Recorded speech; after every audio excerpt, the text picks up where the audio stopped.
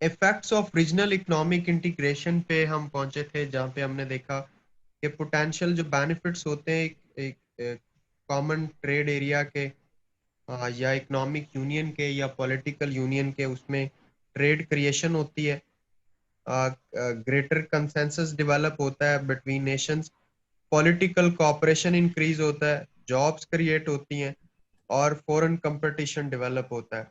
लेकिन उसके साथ साथ ड्रॉबैक्स भी हैं कि नॉन मेंबर कंट्रीज के लिए ट्रेड डाइवर्जन होती है, एम्प्लॉयमेंट जो है वो शिफ्ट होती है इसकी वजह से एक कंट्री से दूसरे कंट्री जहाँ पे हालात बेहतर होते हैं, और सॉवरेनिटी का लॉस होता है कि एक मुल्क 100% सॉवरन नहीं रह सकता उसमें।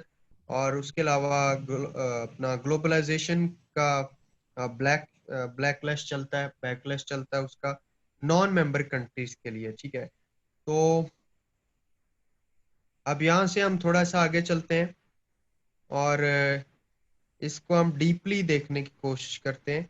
ये जो इकोनॉमिक इंटीग्रेशन के या रीजनल इंटीग्रेशन के इफेक्ट्स हैं, तो इसके पॉसिबल वेलफेयर इम्प्लीकेशंस जो होती हैं रीजनल ट्रेडिंग एग्रीमेंट्स की, वो क्या होती हैं। The theory of custom union discusses the benefits and cost of regional economic integration from two perspectives. एक होता है स्टैटिक इफेक्ट्स इसके होते हैं, जो कि शॉर्ट टर्म इफेक्ट्स होते हैं, और दूसरा डायनामिक इफेक्ट्स होते हैं जिसके लॉन्ग टर्म इफेक्ट्स होते हैं। तो कंबाइंड अगर दोनों को इकट्ठा करें तो the static and dynamic effects determine the overall welfare gains और losses associated with the formation of a regional trading agreement. The theory of custom union was first developed. अब यहाँ पे आपने इस चीज को ज़हन में रखना है, ये फिर एमसीक्यू के लिए एक बड़ी अच्छी इंफॉर्मेशन आपके पास आ रही है। The theory of custom union was first developed systematically by Jacob Weiner in 1950। Custom union की जो थ्योरी है 1950 में सबसे पहले डेवलप की, किसने? जैकोब वाइनर ने की। उसके बाद फिर जो मीडी है, लिप्सी है, कूपर और मेसेल है, Vanek, Bhagwati and many others have contributed much in improving upon Vinerian analysis of custom union. यानी कस्टम यूनियन के अंदर हर एक कंट्री जो कस्टम यूनियन का हिस्सा होता है उसका सेपरेट सेपरेट एनालिसिस भी इन्होंने दिया, ये जो बाद में नेम्स आए हैं। ठीक है, तो ये अगर तो इकट्ठे इफेक्ट्स को देखा जाए तो वो इस तरह है। वो लिख रहा था सर, मैं लास्ट स्लाइड करेंगे 1 मिनट के लिए। जी जी, इंफॉर्मेशन वाली लाइन की आप बात करें, जो जैकोब वाइनर की बात करें, 1950 की बात कर रहे हैं आप? जैकब वाइनर 19, सर ये लास्ट वाला दोबारा बता देंगे, मैं ऊपर लिख रहा था मैंने। हम्म, लास्ट पे मैं यही आपको बता रहा था कि जो कस्टम यूनियन की थ्योरी है, इससे भी लास्ट वाले की बात कर रहे हैं आप? The theory of customized union was first developed systematically by Jong in 1950 made। ठीक है सर, ओके। ठीक है, इंफॉर्मेशन है, मैं ऐसे भी आपको ये शेयर भी करूंगा, तो इसको दोबारा इंफॉर्मेटिकली आप देख लीजिएगा कि इसमें क्या कहा जा रहा है। उसके अलावा स्टैटिक इफेक्ट्स हम देखते हैं कि हैं क्या स्टैटिक इफेक्ट्स असल में। तो static welfare effects from the formation of a custom union are measured by the extent to which it leads to trade creation। मतलब शॉर्ट टर्म के लिए क्या होता है, ट्रेड क्रिएशन होती है, और या फिर ये हो सकती है कि ट्रेड डाइवर्जन होती है। But whereas trade creation is good and tends to increase welfare. Trade creation जो होती है इसके स्टैटिक इफेक्ट्स की वजह से, तो वो अच्छी चीज है, उससे वेलफेयर मुआशरे की और दुनिया के लोगों की वेलफेयर इंक्रीज होती है। बट जो ट्रेड डाइवर्जन है is bad and tend to decrease welfare, इससे वेलफेयर लोगों की डिक्रीज होती। The final effect on welfare depends which of these opposing influences trade creation और trade diversion is stronger।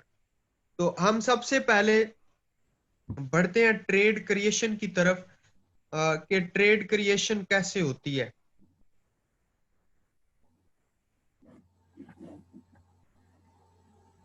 Trade creation occur when some higher cost domestic production in a nation that is a member of the customs union is replaced by lower cost imports from an other member nation।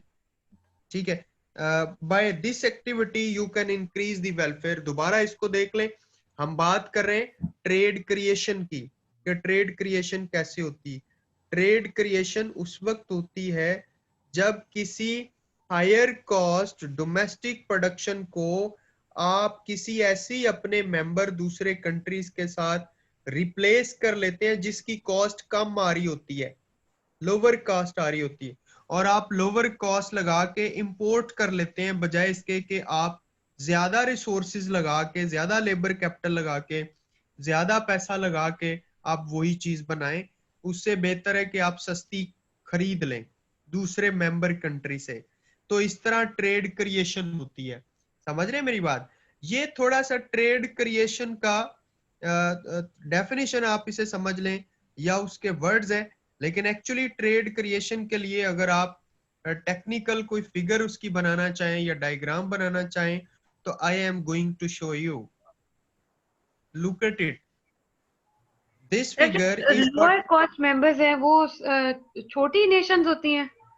नहीं, छोटी बड़ी नहीं होती, बस वो आपके member है और उनको एक चीज प्रोड्यूस करने में बेनिफिट है और वो लो कॉस्ट पे प्रोड्यूस कर सकते हैं। तो बजाय इसके कि आप हाई कॉस्ट पे अपने मुल्क में प्रोड्यूस करें, आपको चाहिए कि आप उनसे खरीद लें, परचेज कर लें, यानी उसको ट्रेड अलाउ कर दें, टैरिफ वगैरह खत्म कर दें। अब ये कैसे होती ट्रेड क्रिएशन, कस्टम यूनियन कैसे क्रिएट कर सकती हैं, इस डायग्राम को मैं थोड़ा सा और जूम कर रहा हूं और मैं आपको बताता हूं कि कैसे ट्रेड क्रिएशन होती है। ये आपको डायग्राम क्लियरली आपकी स्क्रीन पे आपको नजर आ रही है? जी सर। इसमें बेटा जो वाई एक्सिस है वहां पे हमने किसी एक्स कमोडिटी की प्राइस को लिया है, ठीक है, जो वर्टिकल एक्सिस है। इसमें जो हॉरिजॉन्टल एक्सिस है वहां पे हमने एक्स कमोडिटी की क्वांटिटी को लिया है, जो 10, 20, 30, 40, 50, 60, 70, 80 की फॉर्म में गिवन है। और जो प्राइसेस हैं वो 1, 2, 3, 4, $5 की मतलब इस गैप से दी हुई हैं। ये दोनों एक्सिस आप इसी तरह लेबल कर सकते हैं। ठीक है, मेरे साथ बोलना है आपने, ठीक है। जी। अब देखो बेसिकली ये जो एस एक्स है, सप्लाई कर्व, ये जिसको मैंने अभी हाईलाइट किया है, ये है supply curve of home country, यानी आपका अपना सप्लाई कर्व, अपने मुल्क का सप्लाई कर्व, ठीक है। मेरे साथ साथ बोलना आपने, ये अपने मुल्क का सप्लाई करो। ये अपने मुल्क का सप्लाई कर्व है। अच्छा, जिसको मैं अभी हाईलाइट कर रहा हूं, ये आपके अपने होम कंट्री की का डिमांड कर्व है। ओके। ठीक हो गया? इसकी इनकी वजह से आपका जो इक्विलिब्रियम हो रहा है, आपके यहाँ जो इक्विलिब्रियम हो रहा है वो यहाँ पे हो रहा है जब आप कोई ट्रेड नहीं कर रहे, ठीक है, किसी के साथ कोई आपकी यूनियन नहीं है, कोई ट्रेड नहीं, यहाँ पे इक्विलिब्रियम हो रहा है, ठीक है, नो ट्रेड। ये आपको दोनों कर्व और दोनों एक्सिस समझ आ गए? क्लियर है बात? सर समझ तो आ गए। एक अपने मुल्क का सप्लाई का है और वो दूसरा वाला क्या है? डिमांड कर्व भी अपने मुल्क का है, वो भी होम कंट्री का है, ठीक है। ये ड्रॉ कर लेंगे आप? जी सर, ये कर लिया। हाँ जी, अगली चीज सुने, अगली चीज सुने। एक ऐसा आपका कंट्री है, एक ऐसा कंट्री है जो आपकी यूनियन में शामिल नहीं है, ठीक है।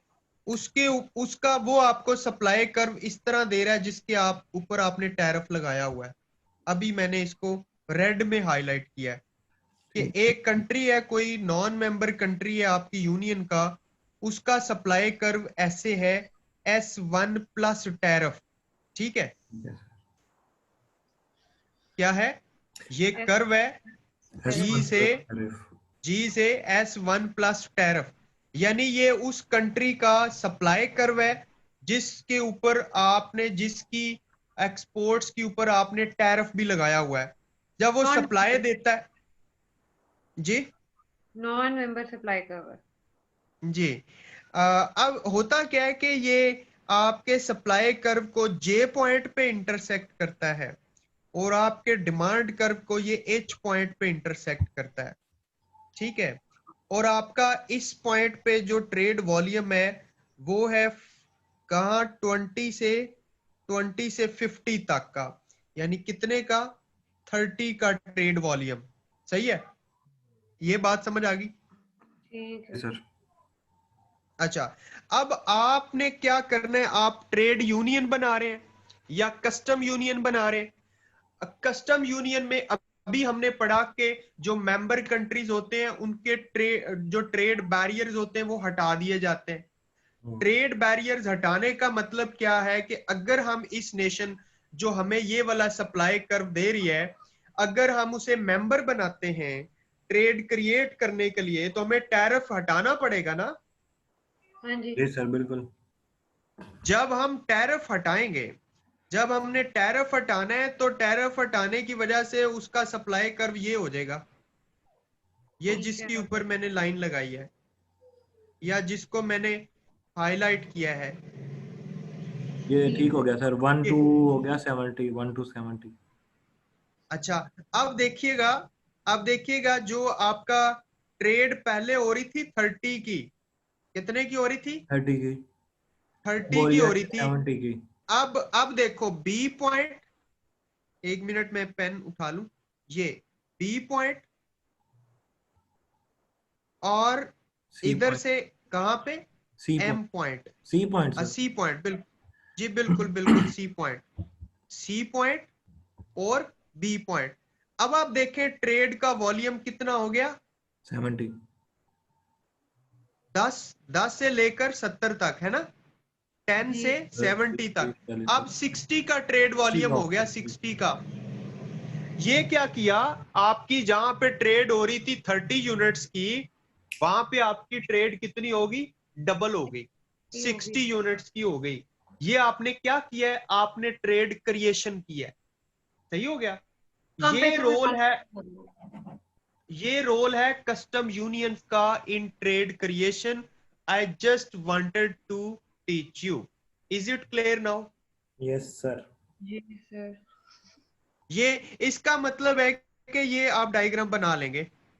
हाल बना लिए सर, साथ ही आपके पीछे नहीं रहते। माशाल्लाह।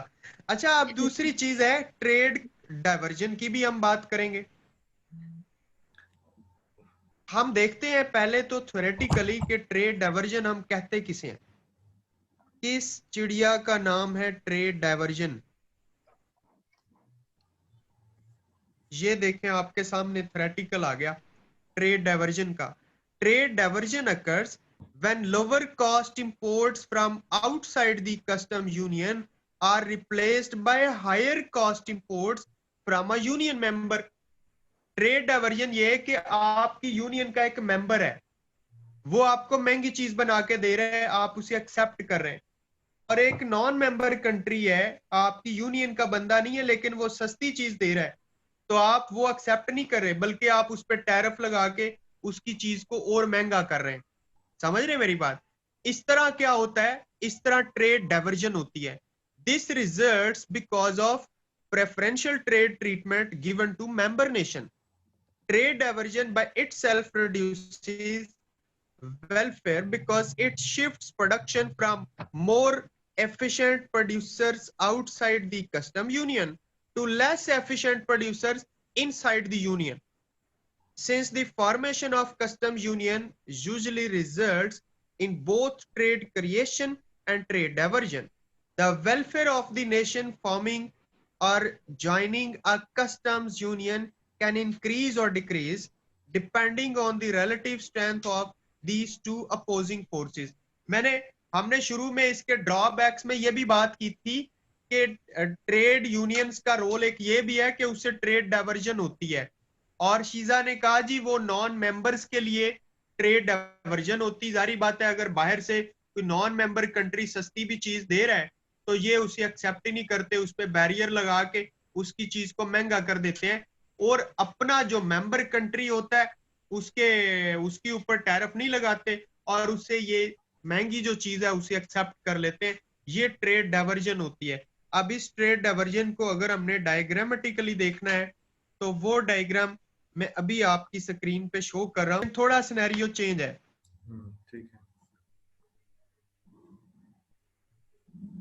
ओके, अब ये देखें, ये डायग्राम आपके सामने नजर आ रही, मैं इसको थोड़ा जूम कर रहा हूं ताकि आपको क्लियरली नजर आए। Look at it. अब देखो, इसमें भी वाई एक्सिस पे हमने प्राइस एक्स कमोडिटी की प्राइस को शो किया डॉलर्स में, और एक्स एक्सिस पे हमने कमोडिटी एक्स की क्वांटिटी को शो किया जो 10 से लेकर 80 तक है, और 10 का डिफरेंस ऑलमोस्ट हमने शो किया इसमें।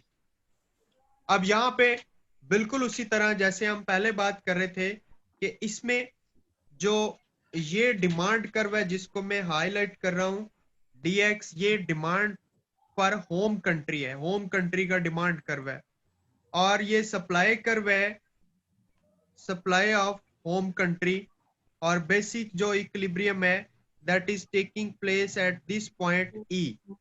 ठीक है, अब यहाँ पे आपको एक कर्व नजर आ रहा है S1 का, S1 का कर्व नजर आ रहा है। मैं इसको हाईलाइट करता हूं येलो में। 1 से ये सप्लाई कर्व है जिसको मैं येलो में हाईलाइट कर रहा हूं। ये S1 सप्लाई कर्व है नॉन मेंबर कंट्री का। किसका? नॉन मेंबर कंट्री का ये सप्लाई कर्व है, और इसकी सप्लाई हमें मिल रही है कितनी? ट्रेड वॉल्यूम हो रहा है 70 से कहां तक का जी? 10 तक का। ठीक है, 10 से 70 तक का ट्रेड वॉल्यूम कितना? 60 का। सही हो गया। ये पहला कर्व है। थोड़ा सा आहिस्ता आहिस्ता चले, मेरे से ना मेरे ग्राफ बना रही हूँ। जी जी, आप बनाते जाएं, साथ बनाते जाएं आप जी। पहले आपने सप्लाई ऑफ होम कंट्री और डिमांड फॉर होम कंट्री देखा, इक्विलिब्रियम ई पे हुआ। ठीक है, बिफोर ट्रेड। और S1 जो है जिसको मैंने अभी येलो में हाईलाइट किया, S1 ये किसी नॉन मेंबर कंट्री का सप्लाई कर्व है।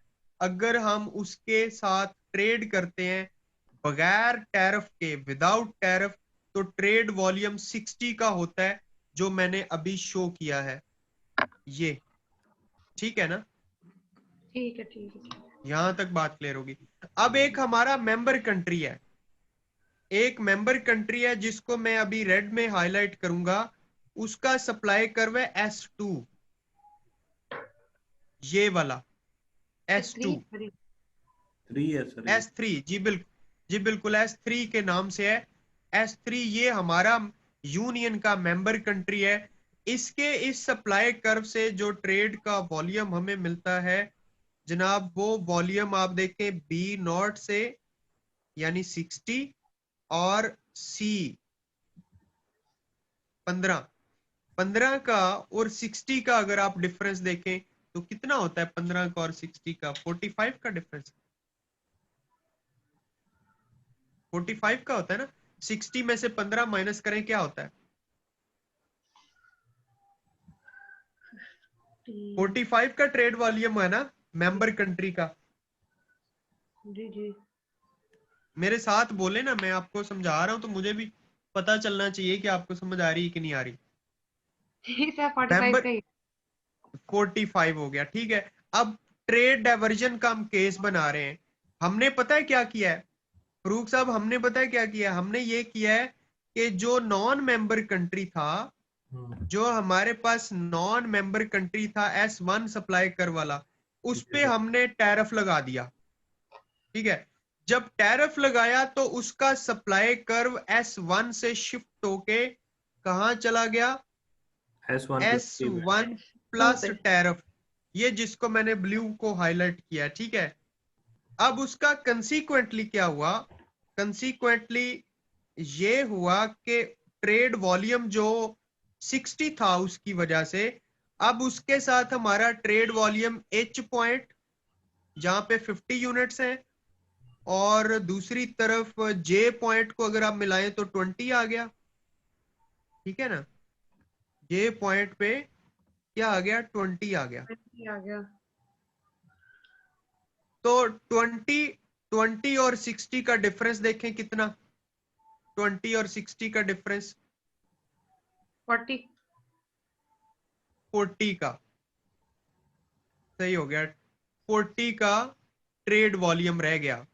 अच्छा, जो 60 का ट्रेड वॉल्यूम हो रहा था, इतनी सस्ती चीजें मिल रही थी, ट्रेड वॉल्यूम श्रिंक होके कहां पे आ गया, 40 पे आ गया। अगर हम उसको कंपेयर करें अपने मेंबर कंट्री से, यानी 40 और 45 का फर्क भी देखें तो 5 यूनिट्स का तब भी हमें बेनिफिट हो रहा था, है ना। 40 और 45 का कितना फर्क है, 5 यूनिट का फर्क है। हाँ तो जी। अगर हम उस पे टैरिफ अगर ना लगाते तो हम मतलब ज्यादा गेन कर रहे थे, लोगों की वेलफेयर हो रही थी। लेकिन हमने टैरिफ लगा के क्या किया, ट्रेड का वॉल्यूम कम कर दिया। जब हम कभी भी कर- ट्रेड का वॉल्यूम कम करते हैं तो इसी चीज को तो हम ट्रेड डाइवर्जन कहते हैं। ये ट्रेड डाइवर्जन होगी है, और जब ट्रेड डाइवर्जन होती है तब लोगों की वेलफेयर रिड्यूस होती है, दुनिया के लोगों की वेलफेयर रिड्यूस होती है। होप्सो कि आपको ट्रेड डाइवर्जन का केस भी समझ आ गया होगा। अब हम नहीं लगा रहे थे तो उसका वॉल्यूम ज्यादा था। अब क्या किया हमने, S1 वाला जो नॉन मेंबर कंट्री था उस पे जब टैरिफ लगाया तो ट्रेड वॉल्यूम 60 से जंप करके कहां पे चला गया, 40 पे चला गया, ठीक है। तो जब 20 का ट्रेड वॉल्यूम श्रिंक हो गया टैरिफ लगाने की वजह से, तो ये ट्रेड डाइवर्जन हुई ना। और ट्रेड डाइवर्जन हो तो फिर पब्लिक वेलफेयर नहीं होती, दुनिया की जितनी भी पब्लिक है उसकी वेलफेयर ही रिड्यूस होती है, और नेट बेनिफिट तो कुछ नहीं होता। तो ये नेगेटिव रोल में से ये नेगेटिव रोल इसका आता है ट्रेड डाइवर्जन का, ड्यू टू कस्टम यूनियन। तो ये बात क्लियर है फरूक आपको, शीजा आपको क्लियर है। Yes sir. जी सर।